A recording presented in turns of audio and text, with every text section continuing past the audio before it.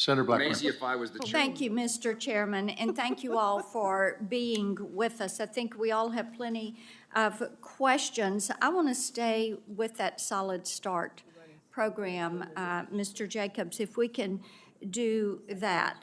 So I want to be sure that I'm following you on this. The veterans are contacted by phone call 90, 180, and 365 days into the program. Is that accurate? Yes, Senator. Okay. And then you confirm that they have received a mental health evaluation in the last year of their service? No. No. So Okay. the goal is to try to identify, I think the reason the program was stood up in 2019 was recognizing the first year post-transition is a high risk for some veterans. Okay. So then I want to confirm that I heard this right too. So the VA, through the VA Solid Start program, the VA receives information that is shared from DOD to VA. Yes, Senator. Okay. And that is what you use to ascertain veterans that are eligible for these mental health services, right? Yeah, so the Okay. department. All right, let me move on then. So these veterans are deemed a priority, correct?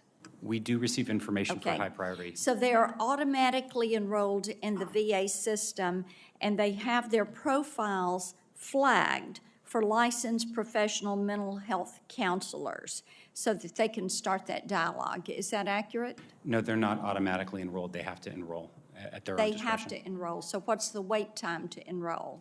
I would have to get that for the record. Okay, let's submit that in writing.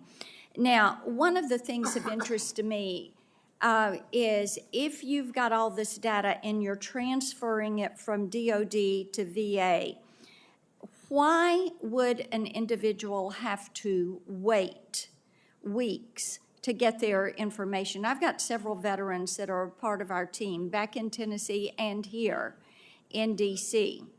And it makes no sense that one of our team members had to wait 14 weeks to get their medical documents from the DOD and then had to wait for VA to schedule appointments.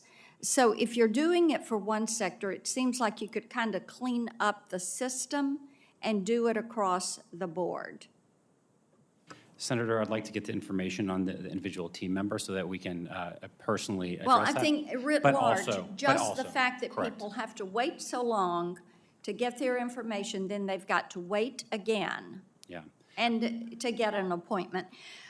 Going to the TAP program, we've had a lot of fun looking at this with you all and the TAP program. I had some comments that I'm going to take my time to read. These come from different members of our team. I would like to note that TAP, let's see, he wished he went back to take advantage of the program more and appreciated the classes offered, but he had managed a $180 million budget and felt like this program was one size fits all, and he had to go back and take a class on budget. So these need to be personalized more. Here's some more comments. Some of the contractors that work there have never successfully transitioned themselves.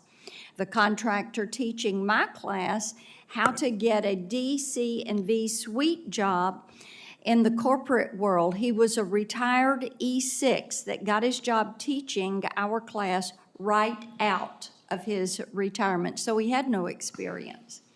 Wasting days teaching me, a 20-year veteran, how to do a simple budget, handing me a VA book and telling me all I need to know is in there.